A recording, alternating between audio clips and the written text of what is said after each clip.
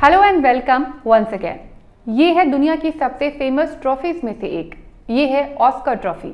Oscar को दुनिया की सबसे बड़ी सिनेमैटिक अचीवमेंट माना जाता है, लेकिन ऑस्कर अवार्ड्स का ओरिजिनल नेम है एकेडमी अवार्ड्स। अब इन अवार्ड्स को ऑस्कर क्यों कहा जाने लगा ये किसी को एग्जैक्टली नहीं पता। ये अभी तक एक मिस्ट्री है। ये ट्रॉफी फिल्म मेकिंग से जुड़े लोगों के लिए सबसे बड़ी अचीवमेंट है। उनके करियर के लिए ये जितनी कीमती है, पैसों में इसकी कीमत उतनी ही कम है। अगर कोई विनर इसे बेचता है तो उसे इसकी कीमत मिलेगी सिर्फ $1। तो ऐसा क्यों कि फेमस ट्रॉफी की कीमत इतनी कम है? ऑस्कर अवार्ड के सिलेक्शन प्रोसेस को लेकर भी कई बार सवाल उठते रहे हैं। कहा गया है कि अवार्ड फेयर नहीं होते, तो क्या इन्हें लॉबी के जरिए मैनिपुलेट किया जा सकता है? एक और इंटरेस्टिंग फैक्ट ये भी है कि 1920 के दौर में ऑस्कर अवार्ड की शुरुआत हॉलीवुड के स्कैंडल्स को छुपाने के लिए की गई थी। तो क्या थे वो स्कैंडल्स? और सबसे इंपॉर्टेंट बात यह कि ऑस्कर विनर्स चुने कैसे जाते हैं, आज बात इसी पर। आज भले ही एकेडमी अवार्ड्स दुनिया भर की फिल्म इंडस्ट्रीज के लिए सबसे प्रेस्टिजियस अवार्ड हैं, लेकिन ऑस्कर अवार्ड्स की शुरुआत इस नियत के साथ नहीं हुई थी कि फिल्म इंडस्ट्री से जुड़े लोगों को ऑनर करना चाहिए, बल्कि उस वक्त हॉलीवुड की इमेज और वर्किंग कंडीशन दोनों बेहद खराब थी, जिसे इम्प्रूव करना जरूरी हो गया था। दरअसल 1920 का दौर हॉलीवुड के लिए वो वक्त था जब फिल्म इंडस्ट्री की इमेज दुनिया भर में खराब हो रही थी। वजह थी कि एक तो हॉलीवुड में लेबर डिस्प्यूट था। फिल्म स्टूडियोज के ओनर्स और वर्कर्स के बीच टेंशन बढ़ रही थी। वर्कर्स का कहना था कि बड़े पैमाने पर प्रॉफिट होने के बावजूद ना तो उनके काम का उन्हें सही मेहनताना मिल रहा है और ना ही सेफ्टी के लिए कोई कंसर्न है, जिसकी वजह से फिल्म मेकिंग के दौरान कई सीरियस एक्सीडेंट्स हुए। इसलिए पैसा और सेफ्टी दोनों इन वर्कर्स के लिए अब एक बड़ा कंसर्न बन गया। इसके अलावा 1920 में हॉलीवुड से जुड़ी कई इनफेमस और सेंसेशनल स्टोरीज भी सामने आई। 1920 में जब उस वक्त की हाईएस्ट पेड फिल्म स्टार पर मर्डर और रेप चार्जेस लगे तो सभी शॉक हो गए।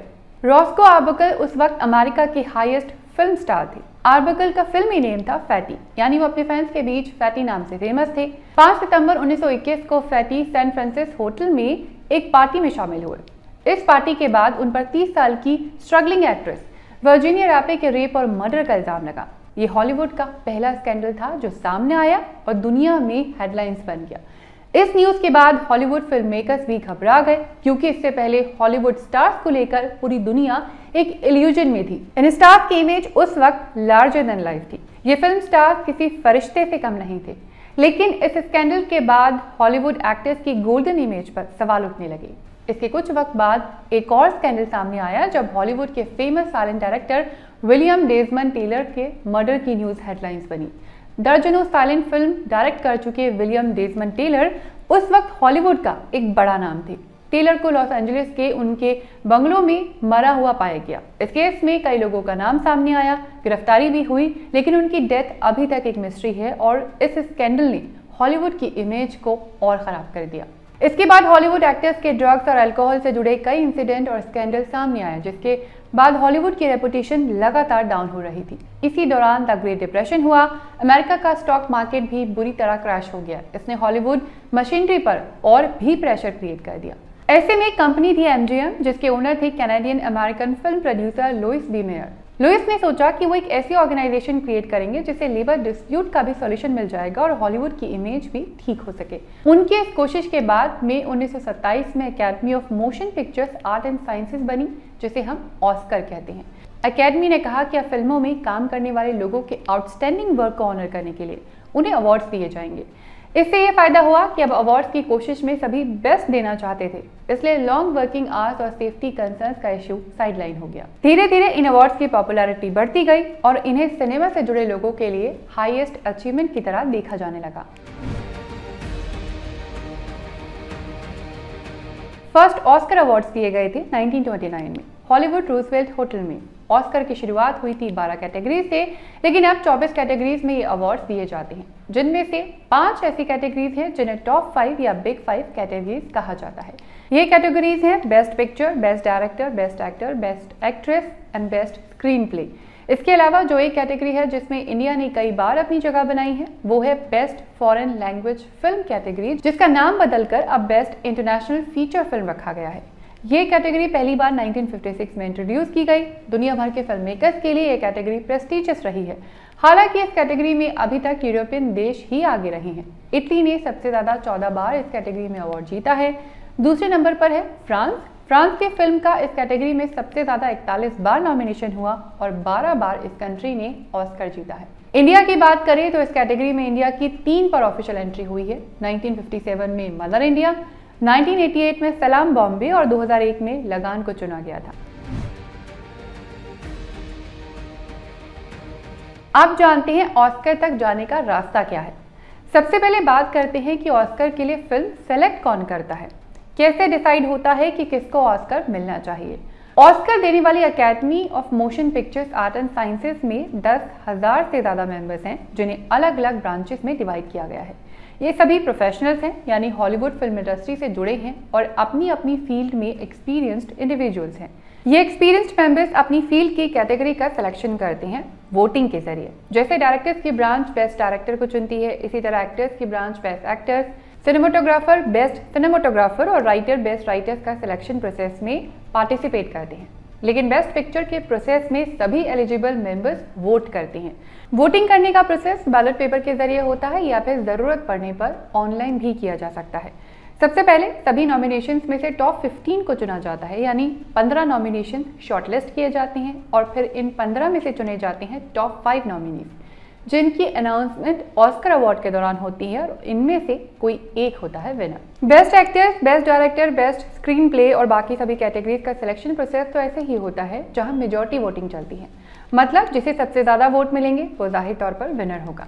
लेकिन बेस्ट फिल्म का सिलेक्शन प्रोसेस थोड़ा अलग है। जैसा कि हमने पहले बताया कि बेस्ट फिल्म के लिए एक तो एकेडमी के सभी एलिजिबल मेंबर्स वोट करते हैं, यानी इन मेंबर्स को रैंक में लगाना होता है कि वो किस फिल्म को नंबर 1, नंबर 2, नंबर 3 पर या बाकी नंबर्स पर रखना चाहते हैं। फिर देखा जाता है कि किस फिल्म को सबसे ज्यादा नंबर 1 रैंक मिली है। अगर किसी फिल्म को 50% से ज्यादा वोट मिल जाती है तो फिल्म विनर होती है। लेकिन अगर कोई फिल्म 50% नंबर 1 पोजीशन हासिल नहीं कर पाती है तो फिर सेकंड रैंक के ऑप्शन को काउंट किया जाता है। इसमें सभी मेंबर्स के सेकंड रैंक के वोट को रीडिस्ट्रीब्यूट करके नंबर 1 पर ऐड किया जाता है। अगर अभी भी कोई फिल्म 50% का वोट शेयर हासिल नहीं करती है तो ये प्रोसेस रिपीट होगा और तब तक रिपीट होगा जब तक कोई भी फिल्म 50% वोट शेयर को क्रॉस नहीं करती है। इस पूरे सिलेक्शन प्रोसेस के बाद विनर को दी जाती है ये प्रेस्टीजियस ट्रॉफी। इस ट्रॉफी की हाइट 13.5 इंच यानी 13.5 इंच है और इसका वजन है 8.5 पाउंड यानी 3.9 किलोग्राम। ये स्टैचू बनी है सॉलिड ब्रॉन्ज की, जिस पर 24 कैरेट की गोल्डन प्लेट होती है। इस स्टैचू को बनने में लगभग 3 महीने लगते हैं। इसे बनाने का प्रोसेस स्टार्ट होता है डिजिटल ऑस्कर ट्रॉफी के डिजाइन से। इस डिजाइन का 3D प्रिंट निकाला जाता है, फिर इस 3D प्रिंट मॉडल को वैक्स स्टैचू में बदला जाता है, फिर सेरामिक का इस्तेमाल होता है। उसके बाद सॉलिड ब्रॉन्ज को कास्ट किया जाता है और फिर 24 कैरेट के गोल्ड से इसे सजाया जाता है। इस पूरे प्रोसेस में लगभग 3 महीने लगते हैं और फिर ये ट्रॉफीज पहुंचती हैं इन्हें जीतने वाले विनर्स के हाथों में। इस पूरे प्रोसेस में एक ट्रॉफी की कीमत लगभग $400 पड़ती है, यानी 33,000 रुपए। हालांकि ऑस्कर अवार्ड 24 कैटेगरीज में दिए जाते हैं, लेकिन फिर भी तकरीबन 50 ट्रॉफीज तैयार की जाती हैं। इन केस कभी किसी कैटेगरी में एक से ज्यादा विनर भी हो सकते हैं या फिर ट्रॉफीज चोरी भी हो सकती हैं। ऐसा साल 2000 में हुआ था, जब ऑस्कर अवार्ड्स के कुछ हफ्ते पहले ऑस्कर ट्रॉफीज की शिपमेंट चोरी हो गई थी। स्ट्रेस और हैरानी से भरे इस इंसिडेंट के कुछ दिन बाद ही ये ट्रॉफीज रिकवर भी हो गईं, लेकिन इसके बाद अकेडमी ने एक्स्ट्रा ट्रॉफी रखने का आइडिया अपना लिया।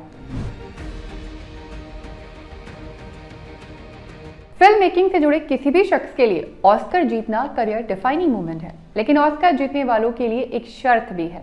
शर्त यह है कि ऑस्कर ट्रॉफी को अपने घर ले जाने से पहले सभी ऑस्कर विनर्स को एक कॉन्ट्रैक्ट साइन करना होता है। इस कॉन्ट्रैक्ट में लिखा होता है कि वो ऑस्कर ट्रॉफी को ना तो किसी को बेच सकते हैं और ना ही डिस्पोज कर सकते हैं। ऑस्कर ट्रॉफी वापस सिर्फ अकेडमी को ही दी जा सकती है और वो भी सिर्फ $1 में। ऐसा इसलिए ताकि ऑस्कर की प्रेस्टीज को बरकरार रखा जा सके और इस अवार्ड की अहमियत पैसों से कहीं ऊपर हो। इंडिया की तरफ से अब तक ऑस्कर के लिए 21 लोगों को नॉमिनेट किया गया, जिसमें से 10 इंडियंस को ऑस्कर मिला है। इंडिया को पहला ऑस्कर मिला था 1983 में, जब 1982 में रिलीज हुई फिल्म गांधी में कॉस्ट्यूम डिजाइन करने के लिए भानु अथिया को बेस्ट कॉस्ट्यूम डिजाइनर का अवार्ड मिला। इसके बाद 1992 में director, screen writer, composer, author Satyajit रे को life time of cinematic excellence Oscar award से नवाजा गया। इसके बाद 2008 में ए आर रहमान को 2 ऑस्कर्स मिले। पहला अवार्ड मिला स्लमडॉग मिलियनेयर के सॉन्ग जय हो के लिए बेस्ट ओरिजिनल स्कोर का। इसी सॉन्ग के लिए उन्हें दूसरा अवार्ड मिला बेस्ट ओरिजिनल सॉन्ग के लिए। ये अवार्ड उन्होंने इंडियन पोएट लिरिसिस्ट गुलजार के साथ शेयर किया। इसी साल इंडियन साउंड डिजाइनर रसूल पुकोटी ने स्लमडॉग मिलियनेयर के लिए ही बेस्ट साउंड मिक्सिंग का अवार्ड जीता। इसके बाद Indian music composer M Keeravani को 2023 में फिल्म RRR के सॉन्ग नाटू नाटू के लिए बेस्ट ओरिजिनल सॉन्ग का ऑस्कर मिला। इसी साल Indian film maker Kartiki Gonsalves को द एलिफेंट विस्परर्स के लिए बेस्ट डॉक्यूमेंट्री शॉर्ट फिल्म के लिए अकेडमी अवार्ड मिला। इसके अलावा 3 इंडियन अमेरिकन हैं जिन्होंने साइंटिफिक एंड टेक्निकल कैटेगरी में ऑस्कर जीता है। अकेडमी अवार्ड जीतने के लिए कुछ एलिजिबिलिटी क्राइटेरियाज हैं, जैसे कि जिस साल ऑस्कर अवार्ड्स की अनाउंसमेंट होती है उसके प्रीवियस कैलेंडर ईयर में वो फिल्म यूएस के 6 मेजर एरियाज जिनमें शामिल हैं Los Angeles county, New York, the bay area, Chicago, Dallas और एटलांटा के कमर्शियल थिएटर्स में लगातार 7 दिन यानी 1 हफ्ते तक लगी हो। यानी 2025 के ऑस्कर अवार्ड्स के लिए नॉमिनेट होने वाली फिल्म्स 1 जनवरी 2024 से 31 दिसंबर 2024 तक इन 6 जगहों के कमर्शियल थिएटर में लगी हैं। अब इससे जुड़े 2 केसेस हैं। सिल्वर लाइनिंग प्लेबुक फिल्म दिसंबर 2012 को रिलीज हुई और फरवरी 2013 में हुए ऑस्कर अवार्ड्स के लिए इस फिल्म को नॉमिनेट किया गया और एक्ट्रेस जेनिफर लॉरेंस को इस फिल्म के लिए बेस्ट एक्ट्रेस का अकेडमी अवार्ड भी मिला, क्योंकि ये फिल्म एलिजिबल क्राइटेरिया को पूरा कर रही थी। लेकिन 2008 में रिलीज हुई फिल्म द हर्ट लॉकर को 2010 में ऑस्कर मिला, क्योंकि 2008 में ये फिल्म मेंशन किए गए कमर्शियल थिएटर्स में रिलीज नहीं हुई थी। ये कमर्शियल थिएटर में रिलीज हुई 2009 में, इसलिए इसे 2010 के ऑस्कर में नॉमिनेट किया गया और कैथरीन बिगलो को इस फिल्म के लिए बेस्ट डायरेक्टर का अवार्ड मिला। ये पहली बार था जब किसी फीमेल डायरेक्टर को ये अवार्ड मिला था। लेकिन बेस्ट इंटरनेशनल फिल्म और बेस्ट डॉक्यूमेंट्री के लिए एलिजिबिलिटी क्राइटेरिया थोड़ा अलग है। इस अवार्ड के लिए हर कंट्री को ऑफिशियली अपनी फिल्म भेजनी होती है और हर कंट्री इन दोनों कैटेगरीज में सिर्फ एक ही फिल्म सबमिट कर सकती है। फिल्म मेकर्स को अकेडमी की दी हुई डेडलाइन से पहले अपने सारे डॉक्यूमेंट्स सबमिट करने होते हैं, जिनमें स्क्रीनिंग कॉपीज भी होती है। आज के वक्त में ऑस्कर दुनिया के प्रेस्टिजियस अवार्ड्स में गिने जाते हैं, लेकिन इनके फेयरनेस को लेकर सवाल भी उठते रहे हैं। 2015-16 में अकेडमी पर रेसिज्म की तरफ मुड़ने का इल्जाम लगा। 2015 में ऑस्कर नॉमिनेशंस के बाद #OscarSoWhite काफी वायरल हुआ। इस हैशटैग को lawyer turn activist April Reign ने 2015 में ट्वीट किया था। कहा गया कि ऑस्कर्स में व्हाइट पीपल डोमिनेट करते हैं। ऐसा लगातार 2 बार हुआ जब ऑस्कर नॉमिनेशन में देखा गया कि एक्टिंग के लिए सभी नॉमिनीज व्हाइट एक्टर्स थे। इसके लिए ऑस्कर सेरेमनी से पहले ही वर्ल्ड वाइड सोशल मीडिया पर अकेडमी अवार्ड्स को क्रिटिसाइज किया गया। कहा गया कि अकेडमी अवार्ड्स इंक्लूसिव नहीं है। ऑस्कर अवार्ड से जुड़ा ये रेसिज्म इशू जल्द ही ग्लोबल न्यूज़पेपर का कवर पेज बन गया। सोशल मीडिया और टीवी पर डिबेट शुरू हो गई। ब्लैक फिल्म मेकिंग कम्युनिटी के Oscar winning film maker Spike Lee और विल स्मिथ की wife actress Jada Pinkett Smith ने ऑस्कर अवार्ड्स को बॉयकॉट करने की सोशल मीडिया पर अनाउंसमेंट कर दी। अकेडमी पर जेंडर इनइक्वालिटी का भी इल्जाम लगा। ये भी कहा गया कि बेस्ट एक्ट्रेस अवार्ड के अलावा ऑस्कर अवार्ड्स में विमेन को कभी इंपॉर्टेंस नहीं दी जाती है। 2025 में 97th अकेडमी अवार्ड दिए जाने हैं। ऑस्कर की इस लंबी हिस्ट्री में अब तक सिर्फ 9 बार फीमेल डायरेक्टर्स को नॉमिनेट किया गया और सिर्फ 3 बार ही उन्हें ये अवार्ड्स मिला है। कुछ रिपोर्ट सामने आई जिनके अकॉर्डिंग ऑस्कर के वोटिंग मेंबर्स में 94% व्हाइट पर्सनालिटीज हैं, जिसमें से 77% मेल हैं, सिर्फ 2% ब्लैक मेंबर्स हैं और लैटिन्स 2% से भी कम है। दुनिया भर में हुए इस क्रिटिसिज्म के बाद अकेडमी पर प्रेशर पड़ा कि वो इन अवार्ड्स को और इंक्लूसिव बनाए। 2020 में अकेडमी ने 800 से ज्यादा नए मेंबर्स इंक्लूड किए, जिसके बाद 45% फीमेल, 36% अंडर रिप्रेजेंटेड एथनिक और 49% 68 कंट्रीज से इंटरनेशनल मेंबर्स हैं। हालांकि दुनिया भर में अभी भी ये डिस्कशन जारी है कि ऑस्कर के फेयरनेस को और बेहतर किया जाना चाहिए। आप इन अवार्ड्स की अहमियत और फेयरनेस को लेकर क्या राय रखते हैं, आप ही हमें कमेंट बॉक्स में लिखकर बता सकते हैं। लेकिन अगर आपको ये एपिसोड पसंद आए तो इसे लाइक करिए, शेयर करिए और चैनल सब्सक्राइब भी।